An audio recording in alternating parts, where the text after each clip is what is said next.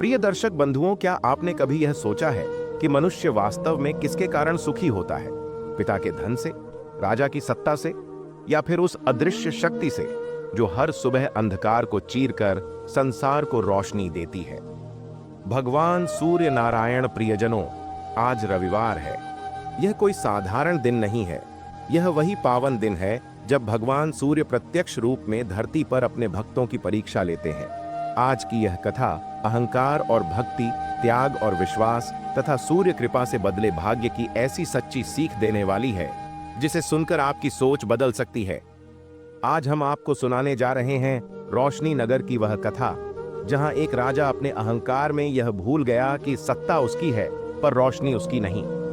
एक ऐसा प्रसंग जहां एक पुत्र ने केवल इतना कह दिया, खुशी भगवान देते हैं, और उसी एक वाक्य ने उसका जीवन बदल दिया। प्रिय दर्शकों, यह कथा केवल मनोरंजन नहीं है। यह सूर्य दोष, दरिद्रता, रोग और अपमान से मुक्ति का गुप्त संदेश है। कहा जाता है, जो व्यक्ति रविवार के दिन भगवान सूर्य की कथा को पूरा श्रद्धा से सुनता है, उसके जीवन में मान सम्मान बढ़ता है, रोग दूर होते हैं, रुका हुआ भाग्य चल पड़ता है। लेकिन जो व्यक्ति इस कथा को बीच में छोड़ देता है, या श्रद्धा के बिना सुनता है, या कथा सुनते समय मजाक करता है, उस पर सूर्य कृपा पूर्ण नहीं होती और उसका फल अधूरा रह जाता है। इसीलिए निवेदन है, कथा को अंत तक अवश्य सुनिए। कथा सुनते समय मन शांत रखें और भगवान सूर्य का स्मरण करते रहें। और प्रिय दर्शक बंधुओं, यदि आपको धर्म कथा, ज्योतिष और वास्तु से जुड़ी सच्ची और प्रभावशाली कहानियां पसंद हैं, तो अभी वस्तु नारायण चैनल को सब्सक्राइब करें, वीडियो को लाइक करें और इस कथा को अपने परिवार व मित्रों के साथ शेयर करें। क्योंकि हो सकता है जिस संदेश ने एक राजा का भाग्य बदला, वही संदेश आपका जीवन भी बदल दे। तो चलिए इस कथा को शुरू करते हैं। प्राचीन काल में पर्वतों और नदियों से घिरे एक दिव्य भूभाग पर रोशनी नगर बसा हुआ था। जैसा उसका नाम था, वैसी ही उसकी पहचान। हर गली, हर महल और हर मन में उजाला। कहा जाता था कि इस नगर पर भगवान सूर्य नारायण की विशेष कृपा थी, क्योंकि यहाँ कभी अंधकार टिक नहीं पाता था। प्रातःकाल जैसे ही सूर्य की पहली किरण नगर की स्वर्णिम प्राचीरों पर पड़ती, पूरा रोशनी नगर तेज से दमक उठता। खेतों में अन्न लहलहाता, बाजारों में समृद्धि झलकती और प्रजा के मुख पर संतोष की मुस्कान रहती। इस समृद्ध राज्य के शासक थे राजा भानु सिंह, तेजस्वी, पराक्रमी और अपार वैभव के स्वामी। उनके न्याय की चर्चा दूर दूर तक थी। प्रजा उनका सम्मान करती थी, परंतु कहीं न कहीं उनके हृदय में यह भाव घर करने लगा था कि यह समस्त वैभव केवल उनके पराक्रम का फल है। राजमहल में ऐश्वर्य की कोई कमी न थी। रत्न जटित सिंहासन, सुवर्ण स्तंभ और सूर्य की आकृति से सुसज्जित भव्य सभागार। राजा भानु सिंह की अर्धांगिनी थीं रानी खुशी नाम के अनुरूप सदैव प्रसन्न, करुणामयी और धर्मपरायण। वे प्रतिदिन प्रभात में सूर्य देव को अर्घ्य अर्पित करतीं और प्रजा के कल्याण की कामना करतीं। भगवान की कृपा से राज परिवार को 7 पुत्रों का वरदान प्राप्त हुआ, जिससे पूरे नगर में उत्सव का वातावरण रहता। लोग कहते, रोशनी नगर सचमुच भाग्यशाली है।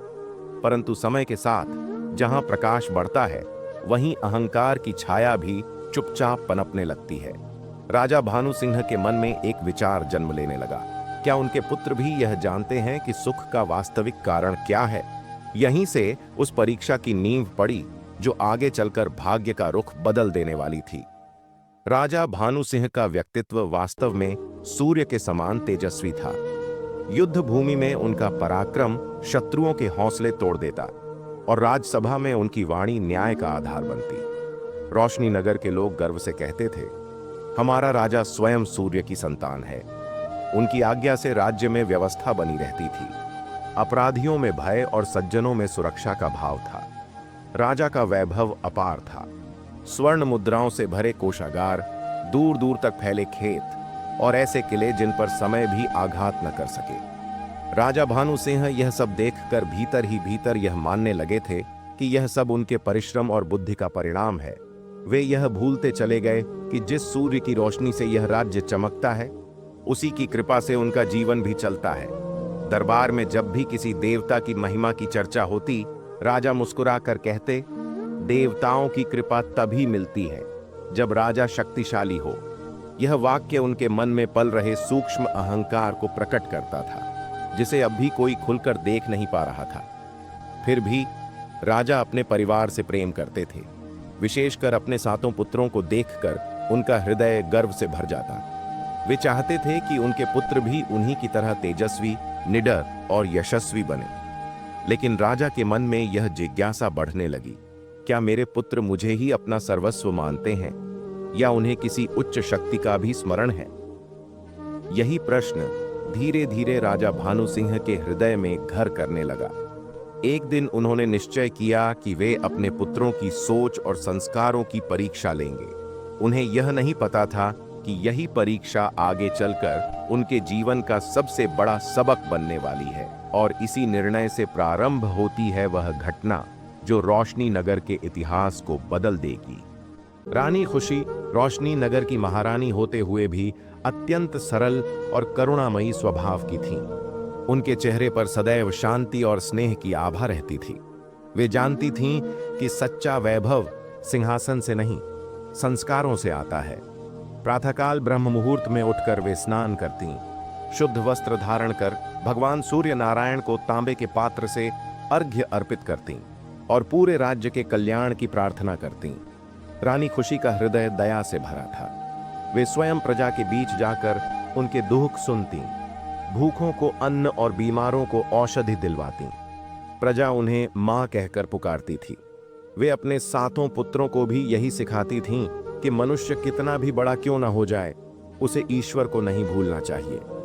रानी कई बार राजा भानु सिंह को भी विनम्रता से समझाती, स्वामी, सूर्यदेव की कृपा से ही हमारा राज्य फल फूल रहा है। अहंकार से दूर रहना ही सच्चा धर्म है। परंतु राजा हंसकर टाल देते। उन्हें लगता कि रानी का यह स्वभाव उनकी कोमलता है, शक्ति नहीं। रानी को अपने सबसे छोटे पुत्र से विशेष स्नेह था। उस बालक के नेत्रों में गहरी शांति और वाणी में अद्भुत विनम्रता थी। वह अक्सर सूर्य की ओर देखकर हाथ जोड़ लेता और कहता, माता, सूर्यदेव हमें सब कुछ देते हैं। रानी उसके इन शब्दों को सुनकर मन ही मन प्रसन्न हो जाती। उन्हें आभास था कि आने वाले समय में यही बालक सत्य और भक्ति का प्रतीक बनेगा। परंतु रानी यह नहीं जानती थीं कि राजा द्वारा ली जाने वाली परीक्षा उनके इस पुत्र के जीवन को एक कठिन मोड़ पर ले जाने वाली है। भगवान सूर्य नारायण की विशेष कृपा से रानी खुशी ने समय समय पर 7 तेजस्वी पुत्रों को जन्म दिया। पूरे रोशनी नगर में हर बार उत्सव मनाया गया। नगर के मंदिरों में घंटे घड़ियाल बजे, सूर्यदेव के स्तोत्र गूंजे और प्रजा ने राजमहल के द्वार पर दीप जलाकर अपनी प्रसन्नता प्रकट की। लोग कहते थे, यह कोई साधारण संतान नहीं, यह तो सूर्य कृपा का प्रसाद है। राजा भानु सिंह अपने पुत्रों को देखकर अत्यंत गर्व अनुभव करते थे। 6 बड़े पुत्र बलवान, साहसी और राजसी ठाठ बाट में पले बढ़े। उन्हें अस्त्र शस्त्र, राजनीति और वैभव का ज्ञान दिया गया। वे यह मानने लगे थे कि राजपुत्र होना ही जीवन की सबसे बड़ी उपलब्धि है। परंतु 7वां पुत्र कुछ भिन्न था। वह शांत स्वभाव का, कम बोलने वाला और विचारशील था। जहां उसके भाई खेल और प्रदर्शन में रुचि लेते, वहीं वह प्रातःकाल उगते सूर्य को निहारते हुए ध्यान में लीन हो जाता। उसके लिए सूर्य केवल आकाश का पिंड नहीं, बल्कि जीवन का आधार और ईश्वर का प्रत्यक्ष रूप थे। रानी खुशी इस अंतर को भली भांति समझती थीं। वे जानती थीं कि प्रत्येक संतान का मार्ग अलग होता है।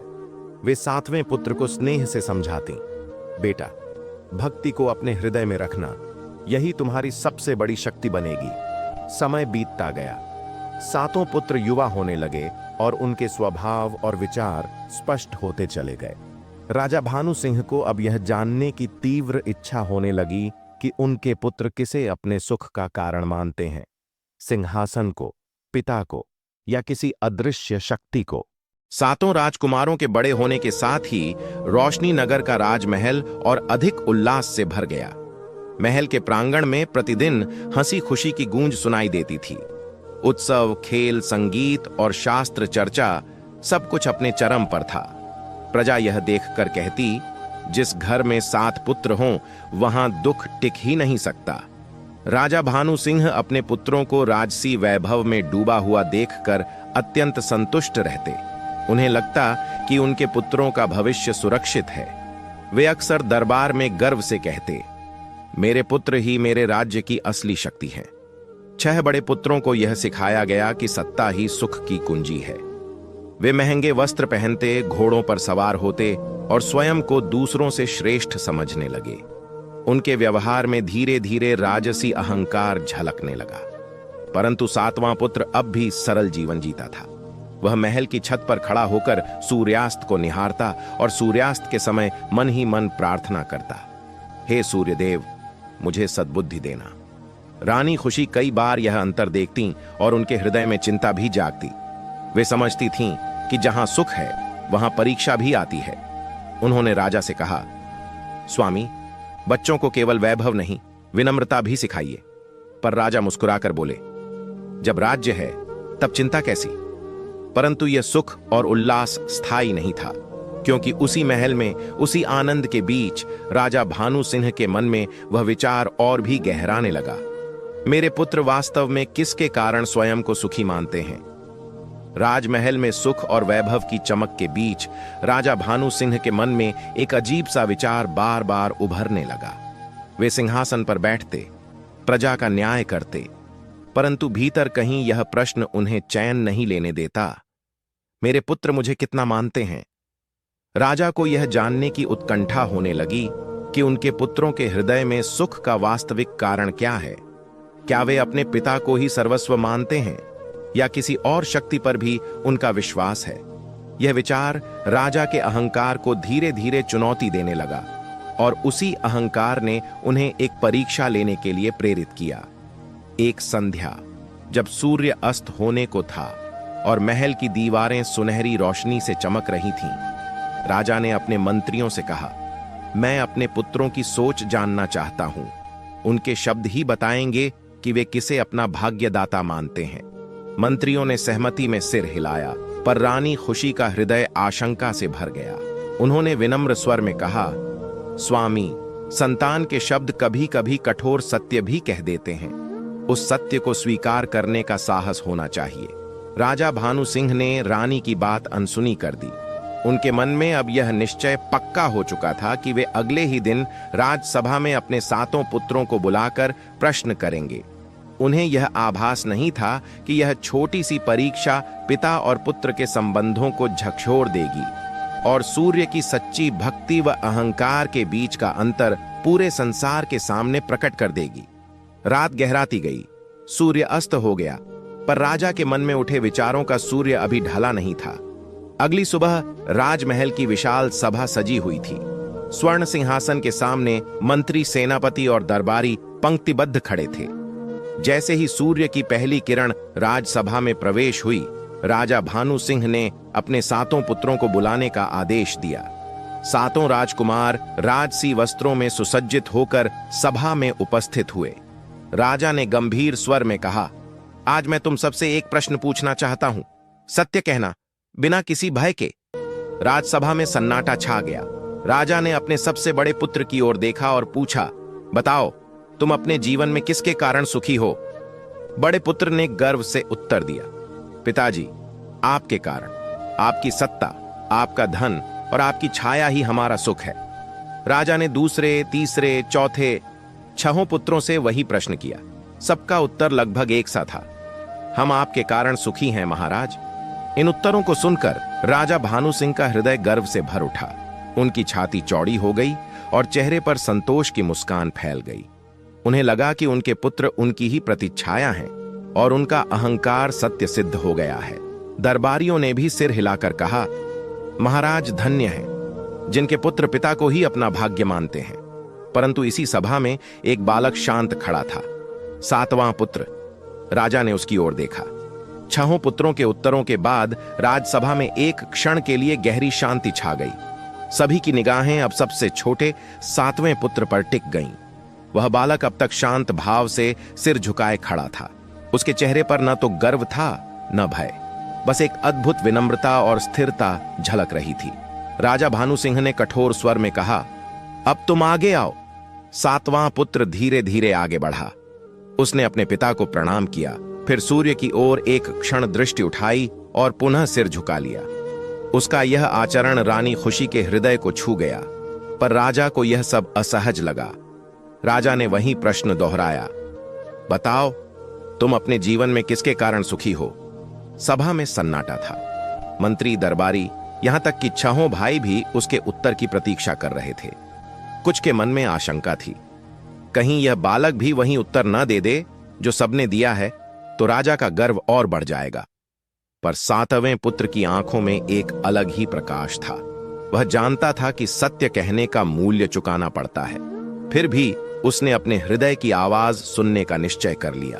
उसने गहरी सांस ली और जैसे ही वह बोलने वाला था, समय मानो ठहर सा गया, क्योंकि उसके शब्द केवल उत्तर नहीं थे, वे अहंकार और भक्ति के बीच की रेखा खींचने वाले थे। सातवें पुत्र ने शांत और स्थिर स्वर में बोलना प्रारंभ किया। उसकी वाणी में न भय था न दंभ, केवल सत्य और श्रद्धा थी। उसने अपने पिता की ओर देखा, फिर सूर्य की ओर नमन कर कहा, पिताजी, यदि सत्य कहने की अनुमति है तो मैं वही कहूंगा जो मेरे हृदय में है। राजा भानु सिंह ने कठोरता से कहा, सत्य ही कहो। तब उस बालक ने दृढ़ स्वर में कहा, सुख और दुख देने वाले न आप हैं, न कोई राजा। सुख दुख देने वाले भगवान सूर्य नारायण हैं। उन्हीं की रोशनी से जीवन चलता है, उन्हीं की कृपा से राज्य फलता फूलता है। यह सुनते ही राजसभा में हलचल मच गई। कुछ दरबारी चौंक गए, कुछ ने एक दूसरे की ओर देखा। छहों भाई स्तब्ध रह गए। उन्हें विश्वास नहीं हुआ कि यह बालक ऐसा उत्तर दे सकता है। रानी खुशी की आंखों में आंसू आ गए। वे जानती थीं कि यह उत्तर सत्य का प्रकाश है, पर राजा भानु सिंह का चेहरा तमतमा उठा। उन्हें लगा जैसे उनके गर्व पर किसी ने प्रहार कर दिया हो। बालक आगे बोला, पिताजी, यदि सूर्यदेव एक दिन अपनी रोशनी रोक लें तो न राजा रहेगा, न प्रजा, न वैभव। इसलिए सच्चा भाग्यदाता वही है। यह शब्द सुनकर राजा के भीतर दबी हुई अहंकार की अग्नि भड़क उठी। सत्य उनके लिए अमृत नहीं, अपमान बन गया। सातवें पुत्र के शब्द अभी राजसभा की हवा में गूंज ही रहे थे कि राजा भानु सिंह का धैर्य टूट गया। उनके चेहरे की लालिमा क्रोध में बदल चुकी थी। उन्हें लगा जैसे पूरे दरबार के सामने उनके अहंकार को चुनौती दी गई हो। जिस सिंहासन पर बैठकर वे स्वयं को सर्वशक्तिमान समझते थे, उसी सिंहासन पर बैठकर वे अब सत्य सहन नहीं कर पा रहे थे। राजा ने कठोर स्वर में कहा, तुम्हें यह कहने का साहस कैसे हुआ कि मैं सुख दुख का कारण नहीं हूं? सातवां पुत्र चुप रहा। उसका सिर झुका हुआ था, पर हृदय अडिग था। यह मौन राजा को और अधिक क्रोधित कर गया। राजा ने सभा की ओर देखकर कहा, जिस पुत्र को अपने पिता से अधिक किसी और पर विश्वास हो, वह इस महल के योग्य नहीं। दरबार में सन्नाटा छा गया। मंत्री कुछ कहना चाहते थे, पर कोई भी राजा के क्रोध के आगे बोलने का साहस नहीं कर सका। रानी खुशी दौड़कर आगे आईं। उन्होंने हाथ जोड़कर कहा, स्वामी, बालक ने केवल सत्य कहा है, सत्य पर क्रोध मत कीजिए।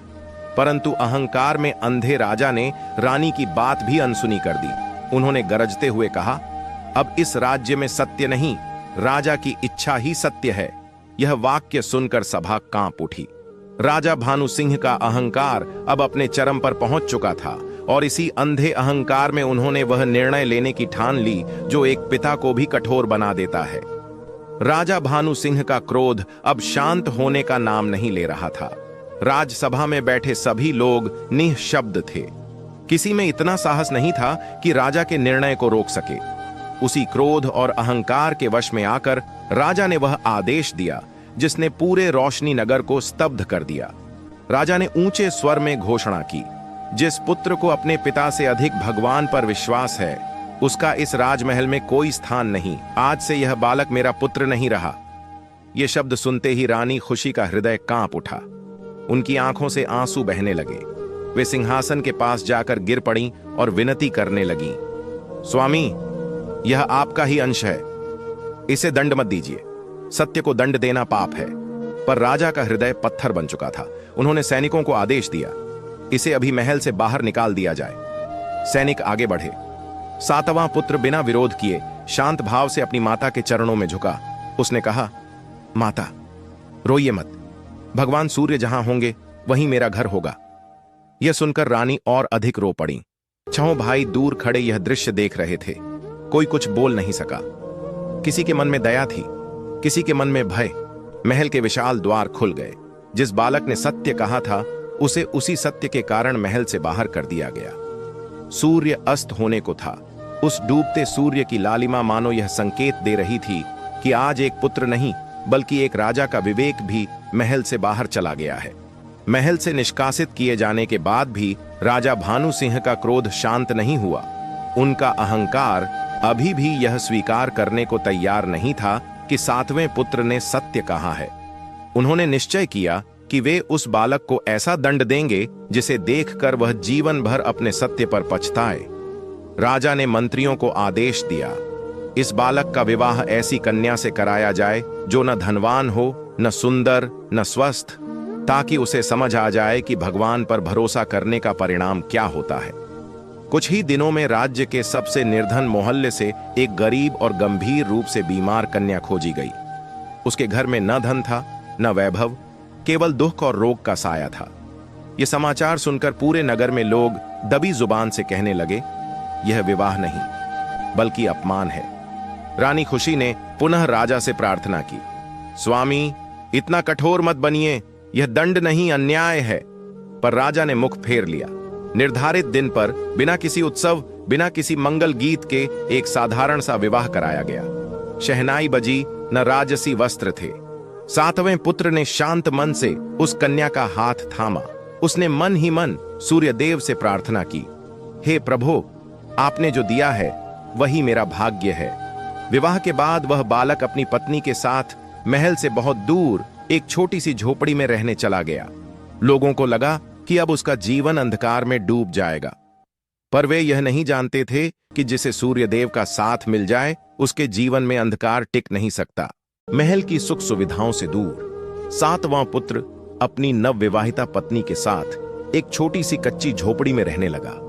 न वहां राजसी वैभव था, न सेवक, न सुरक्षा, सिर्फ सादगी, अभाव और अनगिनत कठिनाइयां थीं। जिस बालक ने कभी रेशमी वस्त्र पहने थे, अब वह साधारण कपड़ों में जीवन यापन कर रहा था। उसकी पत्नी अत्यंत गरीब और गंभीर रूप से बीमार थी। कभी कभी तो वह बिस्तर से उठ भी नहीं पाती थी। सातवां पुत्र दिन रात उसकी सेवा करता, जल भरता, औषधि लाता और अपने हाथों से उसे भोजन कराता। उसकी आंखों में कोई शिकायत नहीं थी, केवल करुणा और धैर्य था। कई बार रात को भूखे पेट सोना पड़ता। कई बार लोग ताने मारते, देखो जो भगवान पर भरोसा करता है उसका यही हाल होता है। पर वह बालक कभी विचलित नहीं हुआ।